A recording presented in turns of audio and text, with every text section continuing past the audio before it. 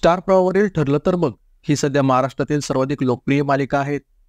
यात मुख्य भूमिका साकारणारी अभिनेत्री जुई गडकरी हिने तिच्या अभिनयाने प्रेक्षकांची मने जिंकली. आज जुई गडकरी ही मराठीमधील सर्वाधिक लोकप्रिय अभिनेत्री आहेत. पण काही महिन्यांपूर्वी ती अतिशय गंभीर आजाराने त्रस्त होती. तू आई होऊ शकणार नाहीस असंही डॉक्टरांनी तिला सांगितलं होतं. नुकतंच जुई गडकरीने लोकमत फिल्मीला दिलेल्या मुलाखतीत तिच्या या आजारपणाबद्दल काही धक्कादायक खुलासे केले. या मुलाखतीत अभिनेत्री जुई गडकरी म्हणाली आहे की मी आई होऊ शकणार नाही हे डॉक्टरांनी मला वयाच्या 27व्या वर्षी सांगितलं होतं. डॉक्टरांनी मला जेव्हा हे सांगितलं तेव्हा मी पुढचं पाऊल ही मालिका करत होते. मालिकेत तेव्हा कल्याणीला बाळ होणार असल्याचा ट्रॅक सुरू होता. त्यावेळी एकीकडे खऱ्या आयुष्यात मला बाळ होणार नाही आणि दुसरीकडे मालिकेत मला एका आईची भूमिका साकारायची होती. ते दिवस माझ्यासाठी खूप त्रासदायक होते.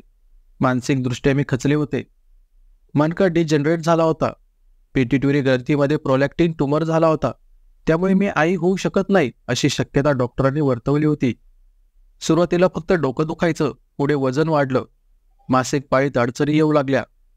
आपल्या समाजात स्त्रीला मूलबाळ झाल्यावरच ती पूर्ण होते असा समज आहे. पण ज्या महिलांना बाळ होऊ शकत नाही त्यांनी काय करायचं? त्या स्त्रिया नाहीत का?